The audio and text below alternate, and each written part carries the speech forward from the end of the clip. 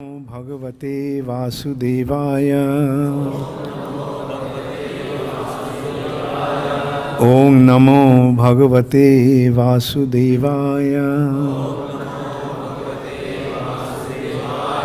Om Namo Bhagavate Vasudevaya. Narayanam Namaskritya Naran Chaiva Narottamam Deving Sarasating Vyasam Tato Jayamudiraye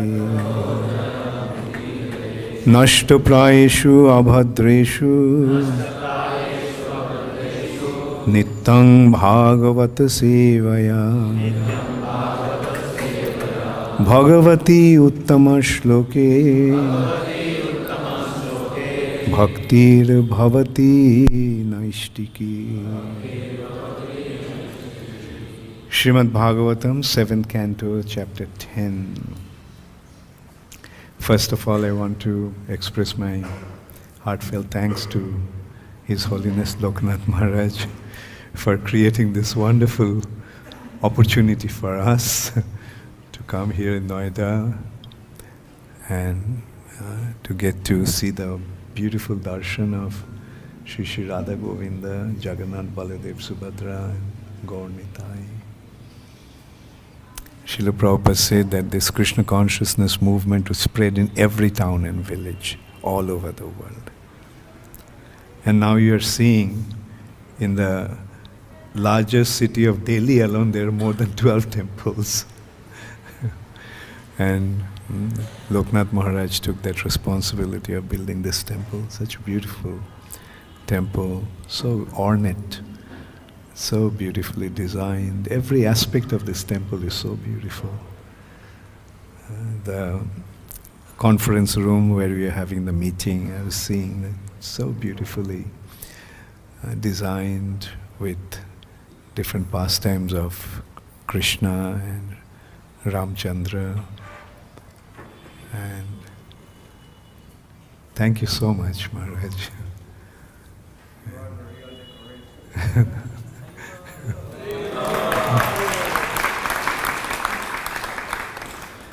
Srila Prabhupada ki jai.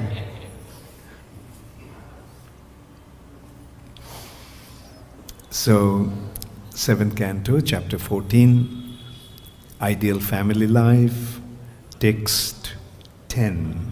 10 or, yeah, text 10. Trivargam ati-kṛpaṇa bhajeta grihamedhi api yatha desham yatha kalam yavad Daivopadishtam. I'm sorry. Daivopaditam. Daivopapaditam. Daivopapaditam. I'm sorry. Daivopapaditam. Trivargam ati-kṛpaṇa bhajeta grihamedhapi yatha desham yatha kalam javad daivopapaditam. Trivargam ati-kṛpaṇa bhajeta grihamedhapi yatha desham yatha kalam javad daivopapaditam.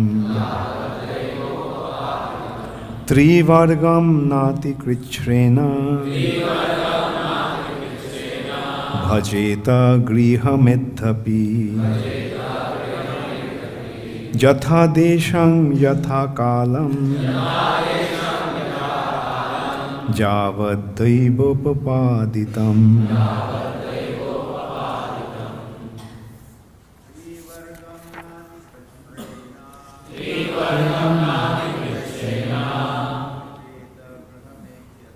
Bhajeta grihamethapi yatha desham yatha kalam javadaivopadhitam. Trivargam ati-kṛpaṇa bhajeta grihamethapi yatha desham yatha kalam javadaivopadhitam.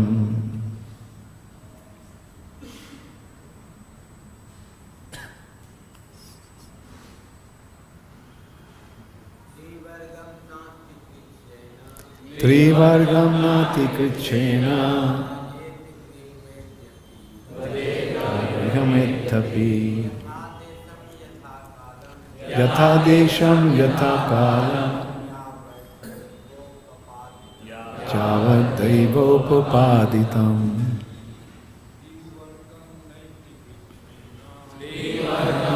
ati-kṛpaṇa bhajeta grihamethapi yatha desham yatha kalam javadaivopadhitam. Mataji's Trivargam ati-kṛpaṇa bhajeta grihamethapi yatha desham yatha kalam javadaivopadhitam. Trivargam ati-kṛpaṇa bhajeta grihamethapi yatha desham yatha kalam javadaivopadhitam. Trivargam, three principles, namely religiosity, economic development, and sense gratification. Na, not, ati-kṛpaṇa, by very severe endeavor. Bhajeta, should execute. Grihamedhi, a person interested in family life. Api, although, yatha desham, according to the place, yatha kalam, according to the time, yavat, as much as, daiva, by the grace of the Lord, upapadhitam, obtained. Translation by His Divine Grace, Srila Prabhupada. Even if one is a householder rather than a brahmachari, a sannyasi or a vanaprastha, one should not endeavor very hard for religiosity, economic development, or satisfaction of the senses. Even in household life, one should be satisfied to maintain body and soul together with whatever is available with minimum endeavor according to place and time by the grace of the Lord. One should not engage oneself in ugra karma. Please repeat after me. Even if one is a householder, rather than a brahmachari, a sannyasi, or a vanaprastha, one should not endeavor very hard for religiosity, economic development, or satisfaction of the senses. Even in householder life, one should be satisfied to maintain body and soul together with whatever is available with minimum endeavor according to place and time, by the grace of the Lord. One should not engage oneself in ugra karma. Purport by Srila Prabhupada. In human life, there are 4 principles to be fulfilled: dharma, artha, kam, and moksha. Religion, economic development, sense gratification, and liberation. First, one should be religious, observing various rules and regulations, and then one must earn some money for maintenance of his family and the satisfaction of his senses. The most important ceremony for sense gratification is marriage, because sexual intercourse is one of the principal necessities of the material body. Janmoithunadi grihomedhi sukham hitucham. Although sexual intercourse is not a very exalted requisite in life, both animal and men require some sense gratification because material propensities. One should be satisfied with married life and not expend energy for extra sense gratification or sex life. As for economic development, the responsibility for this should be entrusted mainly to the Vaishyas and Grihasthas. Human society should be divided into Varnas and Ashrams: Brahmana, Kshatriya, Vaishya, Sudra, Brahmacharya, Grihastha, Vanaprastha, and Sannyas. Economic development is necessary for Grihasthas. Brahmana Grihasthas should be satisfied with a life of Adhyayan, Adhapan, Jajan, and Jajan.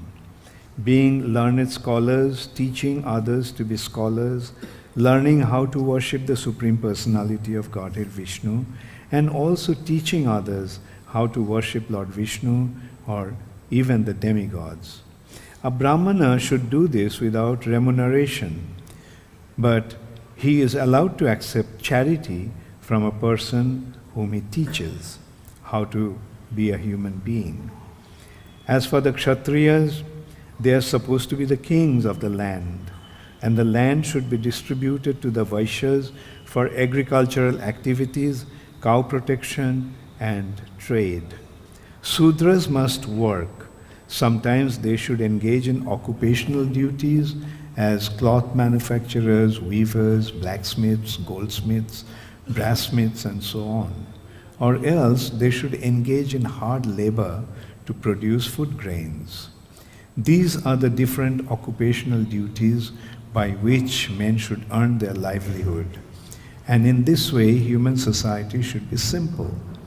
At the present moment, however, everyone is engaged in technological advancement, which is described in Bhagavad Gita as ugra karma, extremely severe endeavor. This ugra karma is the cause of agitation within the human mind. Men are engaging in many sinful activities and becoming degraded by opening slaughterhouses, breweries, and cigarette factories, as well as nightclubs and other establishments for sense enjoyment. In this way, they are spoiling their lives. In all of these activities, of course, householders are involved, and therefore it is advised here with the use of the word api, that even though one is a householder, one should not engage himself in severe hardships. One's means of livelihood should be extremely simple. As for those who are not grihasthas, the brahmacharis, vanaprasthis, and sannyasis, they don't have to do anything but strive for advancement in spiritual life. This means that 3/4 of the entire population should stop sense gratification and simply be engaged in advancement in Krishna consciousness. Only 1/4 of the population should be grihastha, and that should be according to laws of restricted sense gratification. The grihasthas, vanaprasthas, brahmacharis, and sannyasis should endeavor together with their total energy to become Krishna conscious. This type of civilization is called Daiva Varnashram. One of the objectives of Krishna consciousness movement is to establish this Daiva Varnashram, but not to encourage so-called Varnashram without scientifically organized endeavor by human society. Om Ajnanatimirandhasya Jnananjana Shalakaya Chakshurunmilitang Jena Tasmai Shri Gurave Namaha Shri Chaitanya Manobhishthang Sthapitang Jena Bhutale Swayam Rupa Kadamaiham Dadati Swapadantikam Shri Krishna Chaitanya Prabhu Nityananda Shri Advaita Gadadhar Shivashadi Gaura Bhakta Vrinda Hare Krishna, Krishna Krishna, Hare Hare, Hare Rama, Rama Rama, Hare Hare.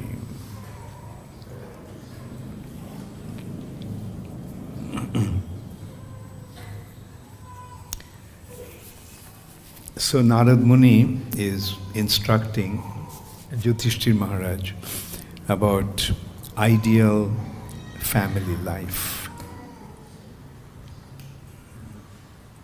He is gradually explaining different varnas and ashram situations. And this varnashram is actually the very foundation of human society. Human society, Krishna himself is mentioning in Bhagavad Gita, Chatur Varnang Maya Srishta Guna Karma Vibhagasaha. I have created these 4 varnas according to guna, according to the division of guna and karma. Simple understanding is that those who are in the mode of goodness, they are brahmanas. Those who are in the mode of passion, they are kshatriyas. Those who are in the mixed mode of passion and ignorance, they are vaishyas. And those who are in the mode of ignorance, they are shudras. These modes have a very, very profound influence on living entities. Not only the human beings we see, even the animals. According to the modes, according to the influence of the modes, they develop different characteristics. For example, the cows are in the mode of goodness. And look at the nature of the cows. Just take a little grass and give them milk.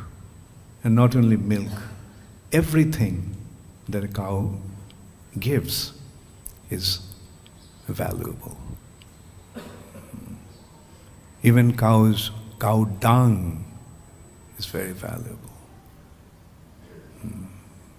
The most wonderful purifying agent is cow dung. Cow's urine is extremely valuable. It has wonderful medicinal effects. So the waste product of the cow's excretions like stool and urine is also so valuable. Cows are in the mode of goodness. Whereas the lions are in the mode of passion. And we can see the distinct difference between a cow and a lion. Lion is very powerful. And it is, in a way, it has a very noble characteristic also. Therefore, the lion is the king of the animals. Lion protects the other animals. And lion unnecessarily would not attack anyone. Only when he is hungry, he'll kill some animal and eat. That's his food. And also another nature of a lion is not going to touch the meat that has been the animal that has been killed by someone else. Only in the zoos the lion would eat that meat. But in the wilderness, in the forest, a lion will kill the animal and eat it. This is how we see the nature of different individuals due to the influence of the modes on them. Similarly, we see in the human nature also, in the human society, the human individuals, those who are affected by the mode of goodness, they develop certain characteristics. And what's the characteristics? They're naturally detached. They don't have they don't have any desire to enjoy this material nature because they know that there is no enjoyment in this material nature. All the allurements of enjoyment is only illusory. And therefore, their nature is try to benefit others by giving them real knowledge. And what kind of knowledge we are talking about? Not materialistic knowledge. The Brahmanas are giving the spiritual knowledge based on the scriptures. Pathan, jajan, jajan, as Prabhupada is saying. Pathan, studying. What do they study? The Vedic literatures. And by studying the Vedic literatures, they acquire wisdom. And they distribute that wisdom. Pathan, teach. They impart that knowledge to others. And they teach people how to serve the Lord, how to worship the Lord. So these are the characteristics of a Brahmana. He is situated in transcendental platform. The definition of a Brahmana, who is a Brahmana? Brahma janati iti Brahmana. One who knows the spiritual reality, he is a Brahmana. And Kshatriya, the definition of a Kshatriya, obviously the one who is in the mode of passion. His nature is like a lion's. He's very powerful. And due to the influence of the mode of passion, he wants to enjoy, he likes to enjoy. He's an enjoyer. A Kshatriya is an enjoyer due to the influence of the mode of passion. But the society has imposed certain responsibility upon them. Okay, if you want to enjoy, then you must protect. The Kshatriya is one who is kshatat trayate iti Kshatriya. One who protects the society from injury, both external and internal injury. He is a Kshatriya. Not just enjoy, but along with the enjoyment comes the responsibility. You have to protect. Protect the society. They are kings, as Prabhupada is pointing out. And he rules over the kingdom like a lion. He gives protection to his subordinates, to his citizens, prajas. He treats the citizens as his children. Children, those who are not born out of him. Prakrishta rupena jayate. One is a son in a special way. How? Because he is their subordinate. He is his subordinate. And as his subordinate, it is his responsibility to give protection to them, take care of them, just like the father takes care of his children. And then Vaishyas, they're in the mixed mode of passion and ignorance. Like, he has the tendency to enjoy. He has the desire to enjoy, but he doesn't have the strength of a Kshatriya to enjoy due to the influence of the mode of ignorance. He's not as powerful as a Kshatriya. A Kshatriya, if he wants something, he will take it by force. Kshatriya goes to some place and sees, oh, this kingdom is nice. I want it. And so he'll send a proposal to the existing king. I like your kingdom. Give it to me. If you give it to me, if you come to under my control, then I'll give you protection. I'll protect you. But if you do not offer it to me, then come and fight. And whoever wins gets the kingdom. Not only the kingdom. If a kshatriya likes a beautiful girl, a princess, that's his same approach. Takes her by force. And then the other kings will attack him. And if he is defeated, then forget the princess. Rather go to Jamalaya. Actually, that's another thing. A kshatriya, when he dies in the battlefield, he goes to heavenly planet.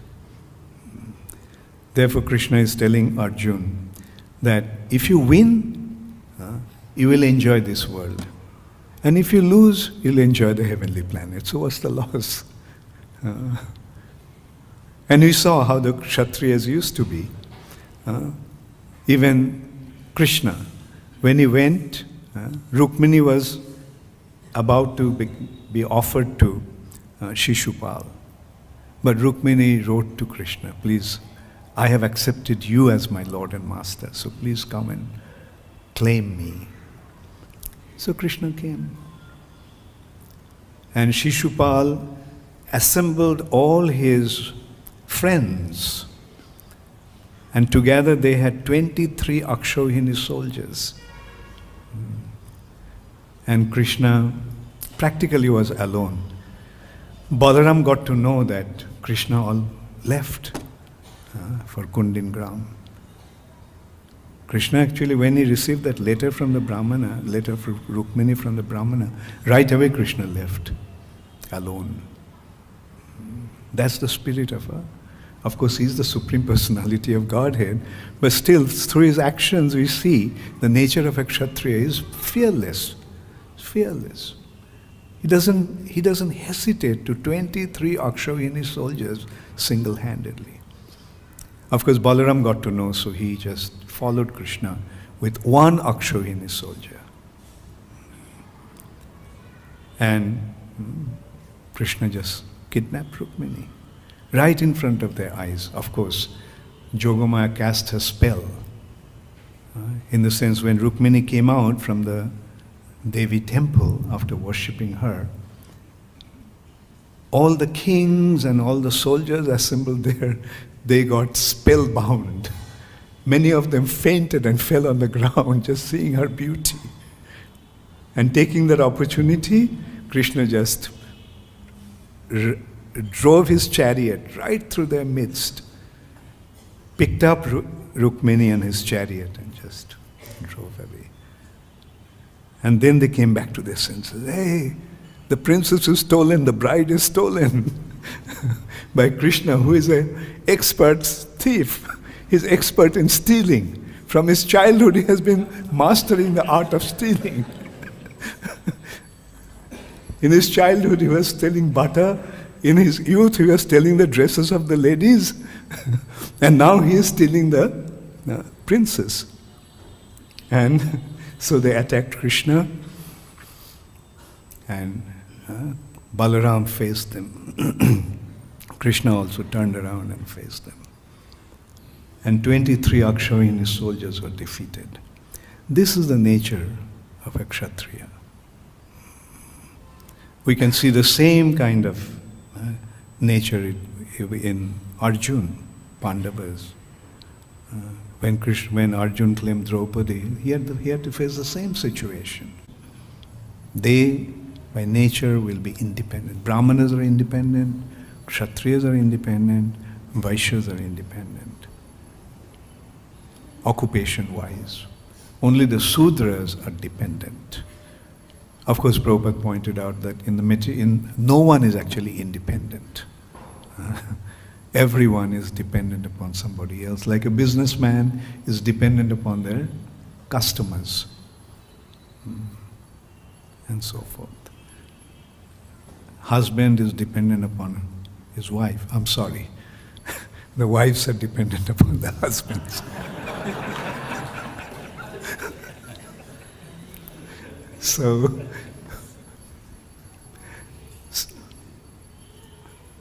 ultimately everyone is dependent, and that is the nature, because our actual situation is that we all are subordinate to Krishna. We all are dependent.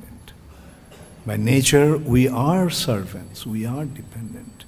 But anyway, in the human society where individual gets an opportunity to act according to his own propensity, according to his own desire, Krishna has given the liberty to act. Okay, you want to be independent, go ahead.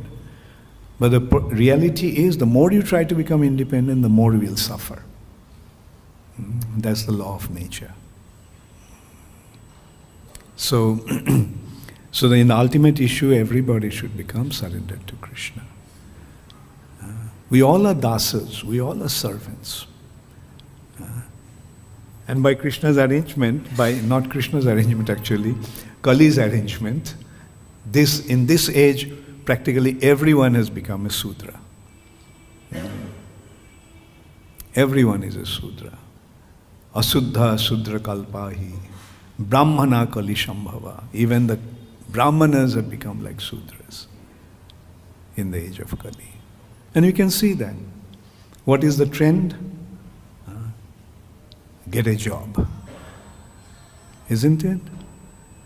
The trend is go to the institutions to study in order to get a job. The purpose of studies is to get a job.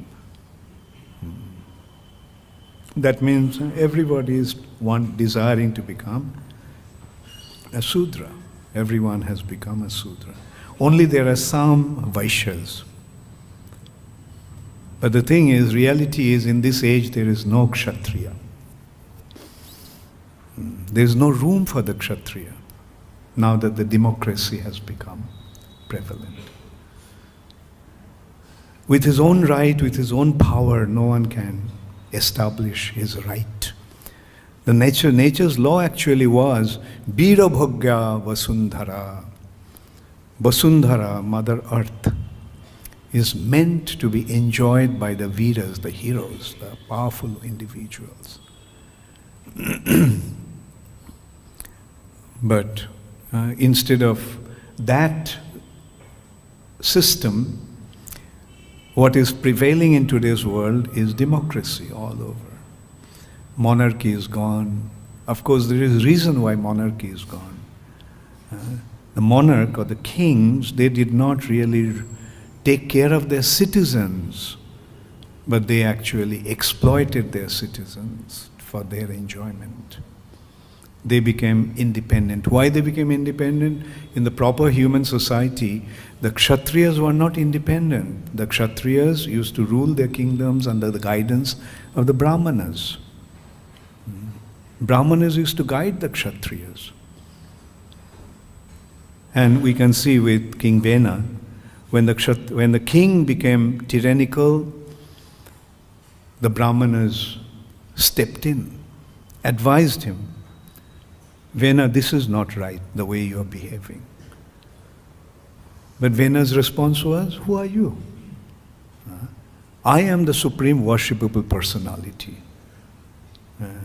Because I am representing all the demigods. All the demigods are in my body. Therefore, I am the supreme personality. And this is how he actually challenged the Brahmanas when they came to give him good advice. But then we see what the Brahmanas did. They just loudly, humkar, they loudly chanted some mantra. Vena was dead. So that's how powerful the Brahmanas were.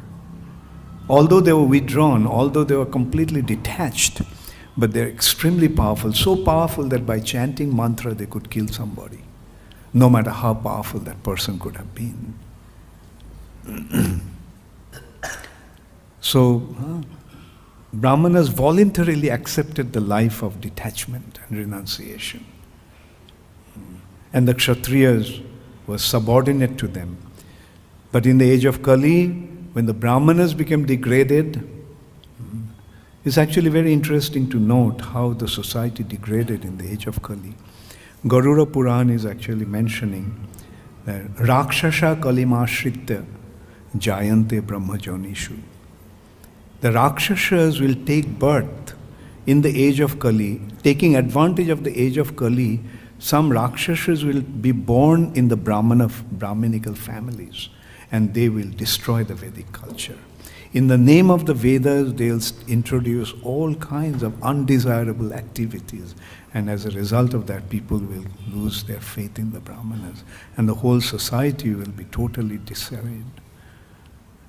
And so Kshatriyas lost respect for the Brahmanas. We are not going to accept the authority of these rogues and rascals.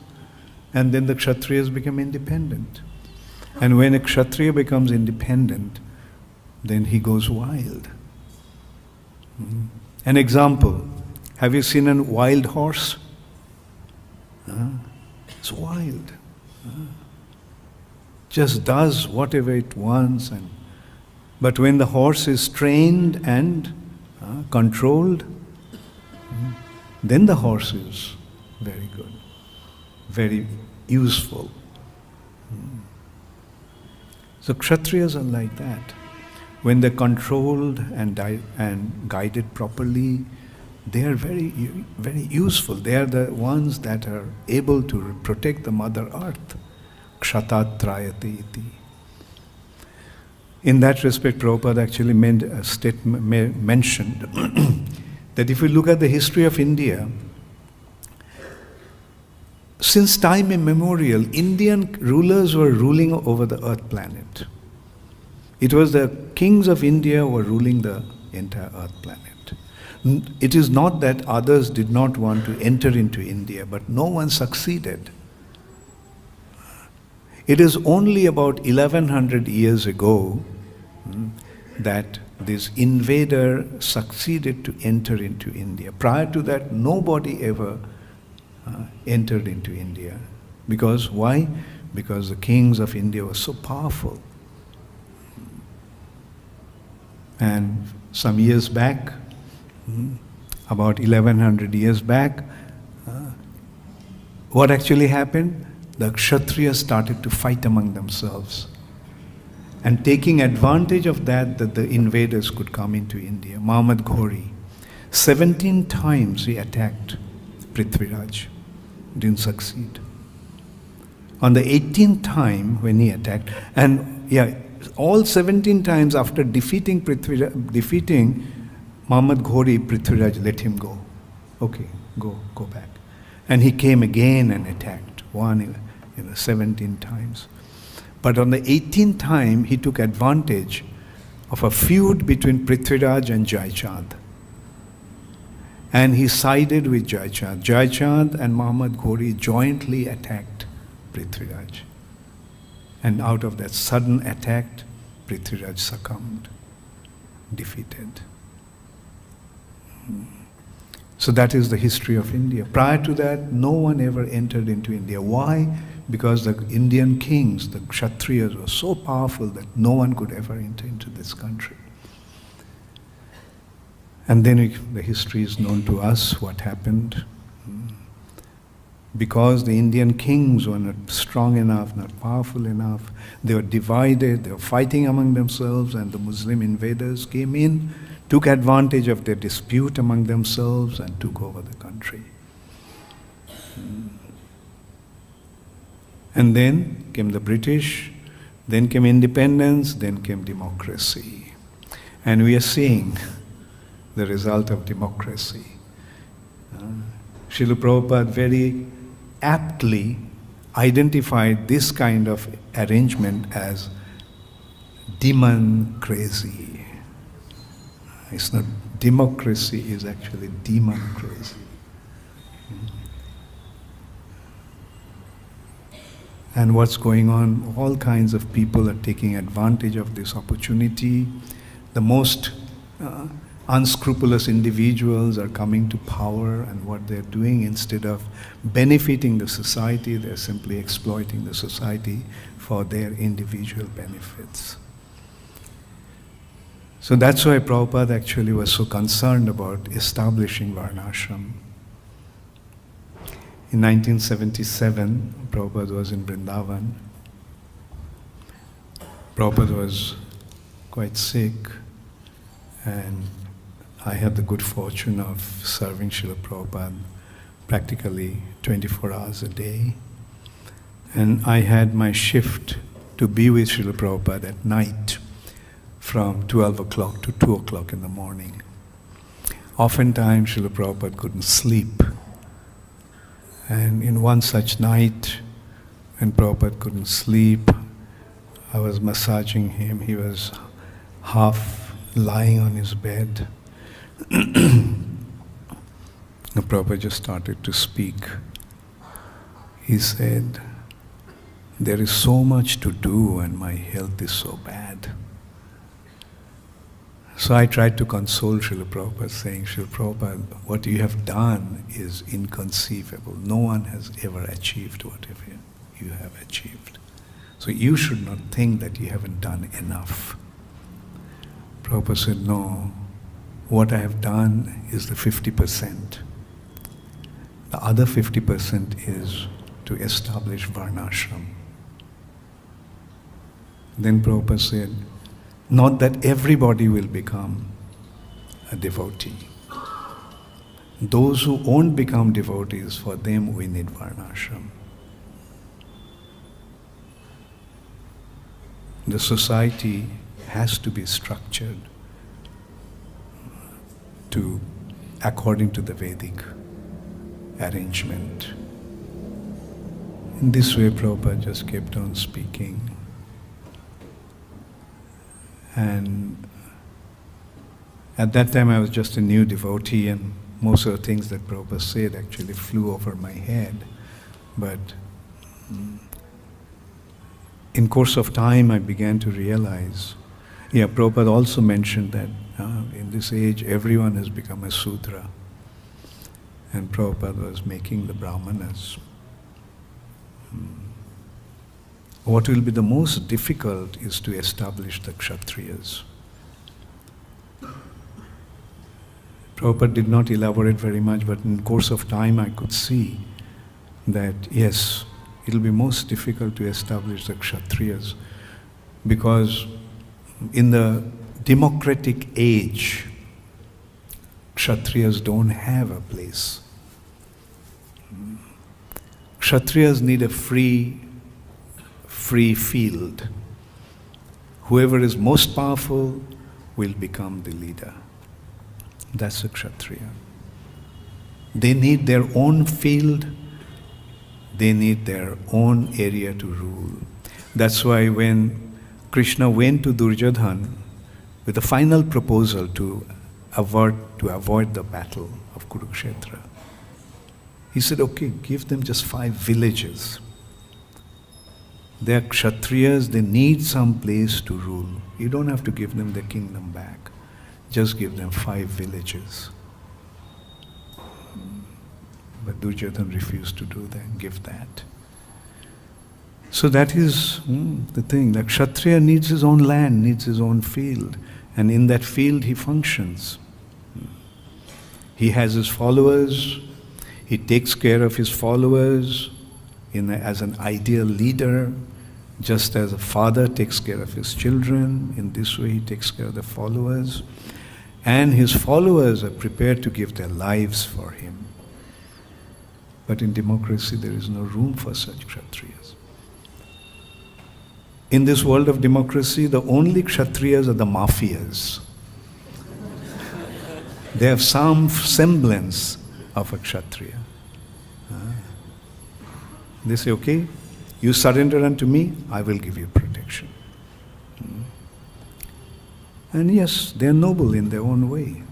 They are prepared to give their lives even to protect their followers. And they pay their tax and they give them protection. Anyway, it's just an example that came to my mind. But otherwise, the Kshatriyas don't have any room in this world. Therefore, we can see, like, as devotees of ISKCON, Srila Prabhupada has given us a very, very important responsibility to establish varnashram. And this varnashram that Prabhupada spoke about is not just some, in a small little area we are creating our own Brahman, Kshatriya, Vaishya, Shudra. It has to be real varnashram, where everybody will be situated according to his natural propensity, designed by the influence of the modes of nature. By nature they are Brahmanas, by nature they are Kshatriyas and Vaishyas and Sudras. And that is the human society that Krishna has designed. Thank you very much. All glories to Srila Prabhupada. Gaur Premanandi. Okay, yeah, you have a question? Give the mic to the Mataji there. Hi Krishna Guru Maharaj. You said that there are different modes of passion, goodness and all.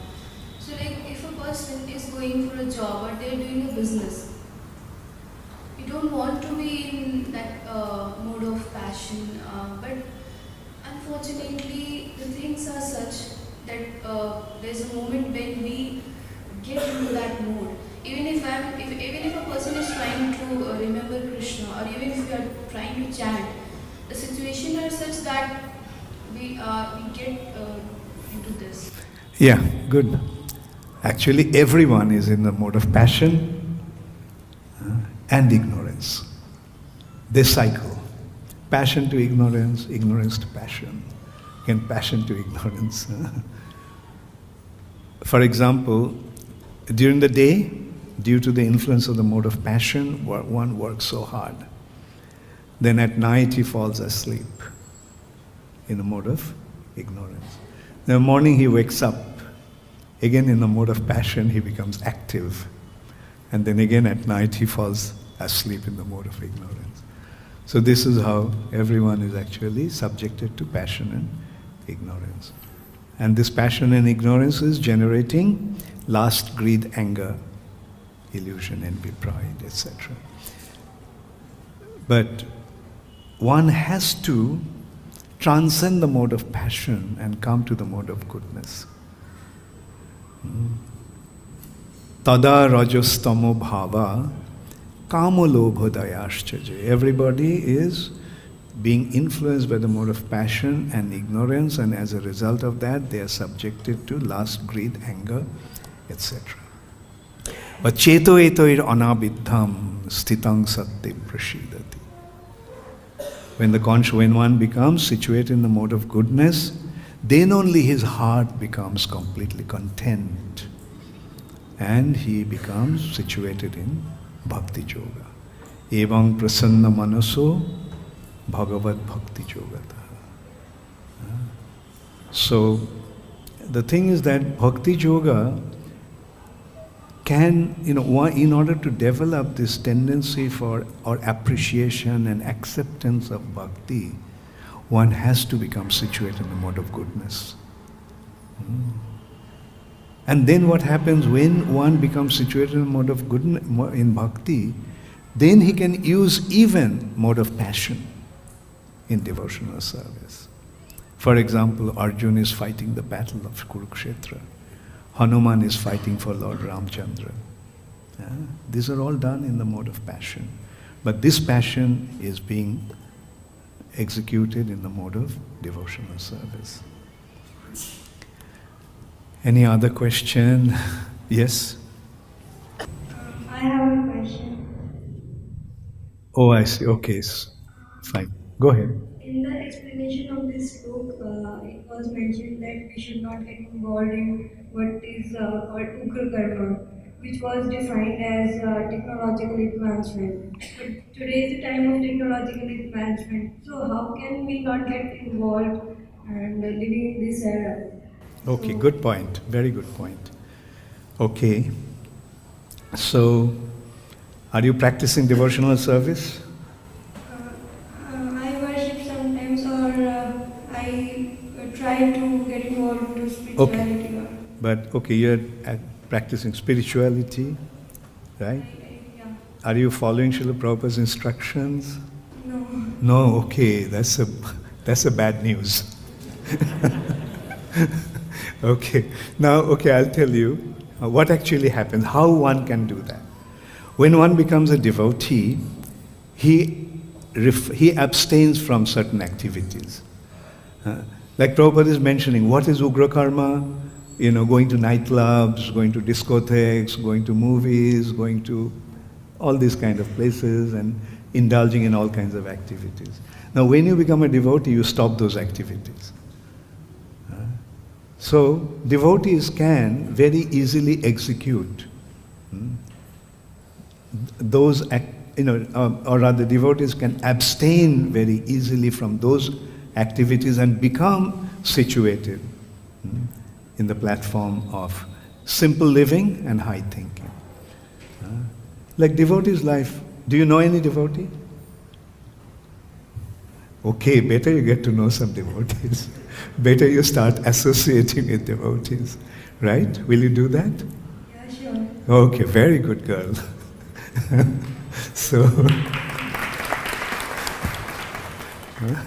So you'll see how wonderful these devotees are. You'll find many friends here, and they'll guide you very nicely in your spiritual life. And then try to get the association and direction of Loknath Maharaj, who is the leader of this temple. Do you know Loknath Maharaj? No? So you're a real newcomer. Yeah? Okay, very good. It's very nice that you came at least today. So Loknath Maharaj is a sannyasi, he is the spiritual master, and he is in charge of this temple, and so take his guidance. Okay? Yes, there's a question here. Hare Krishna, Maharaj,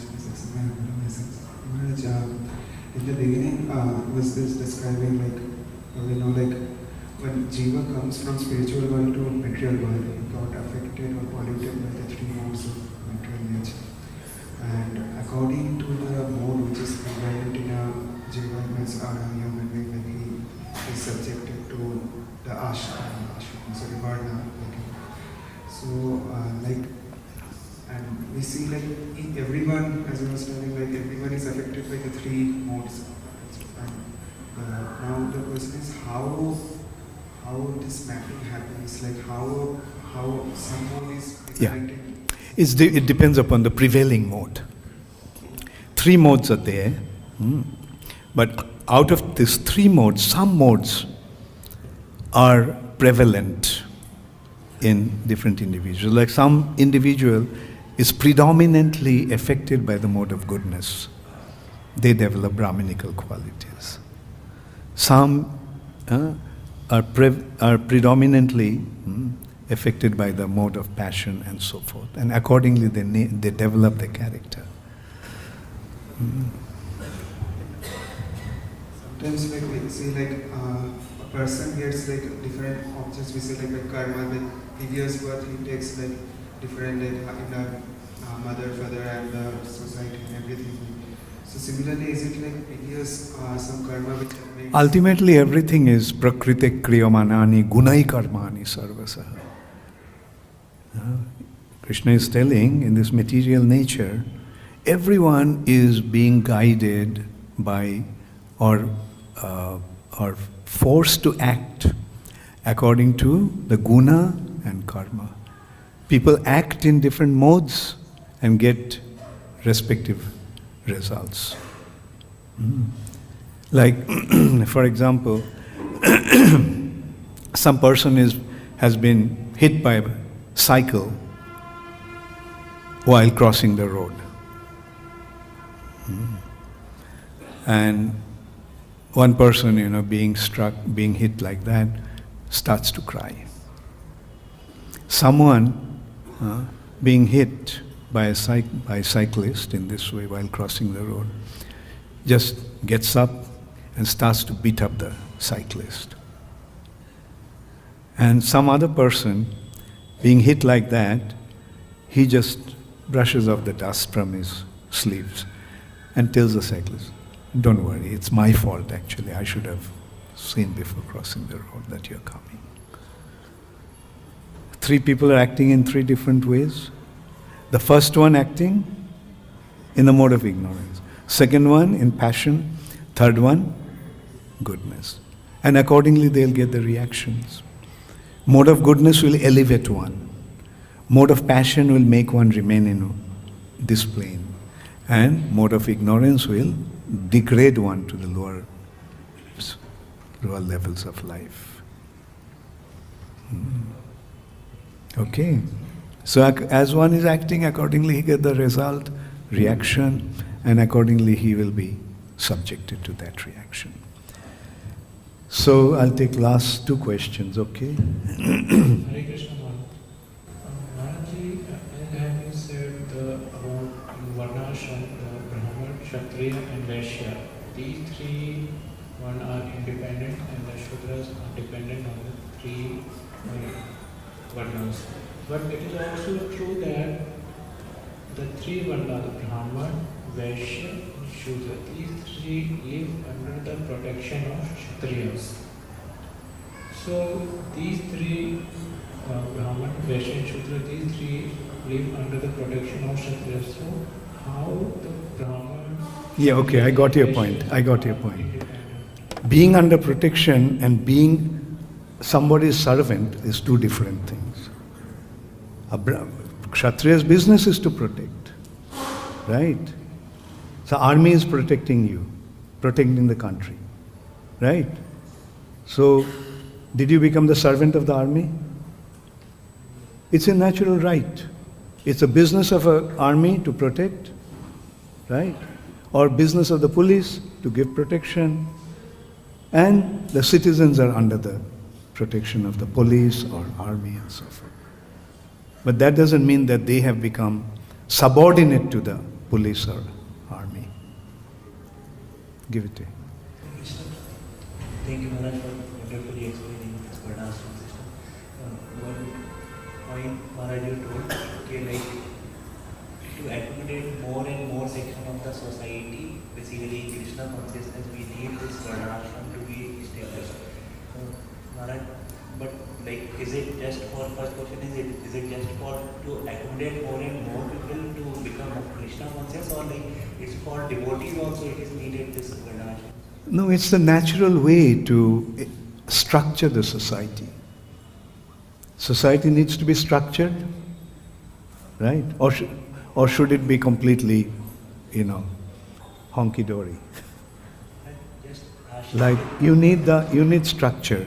And how the structure should be? According to one's propensity.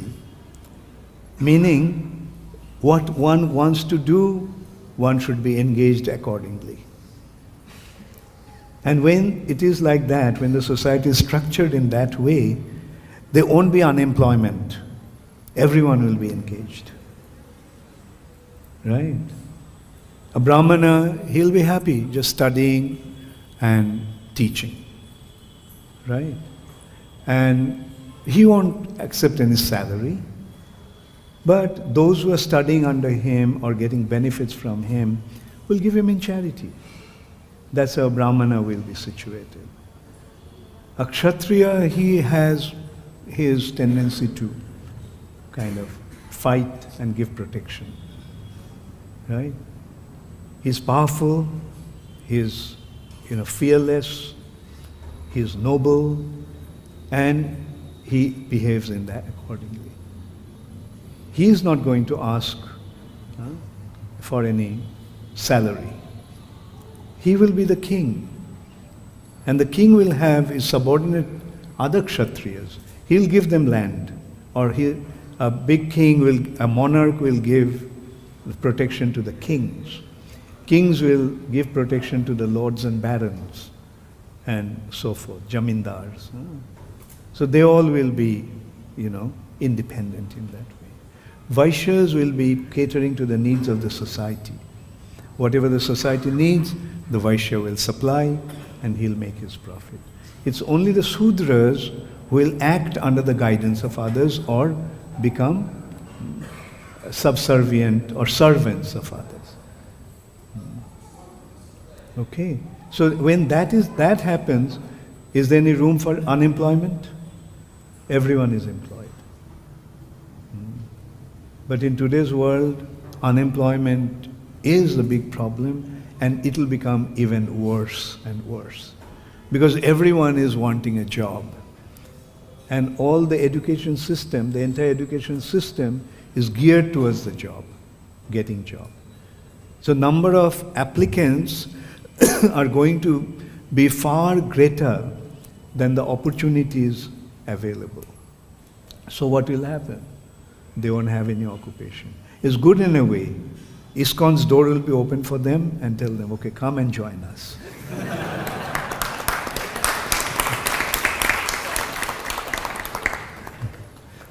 Okay, thank you very much.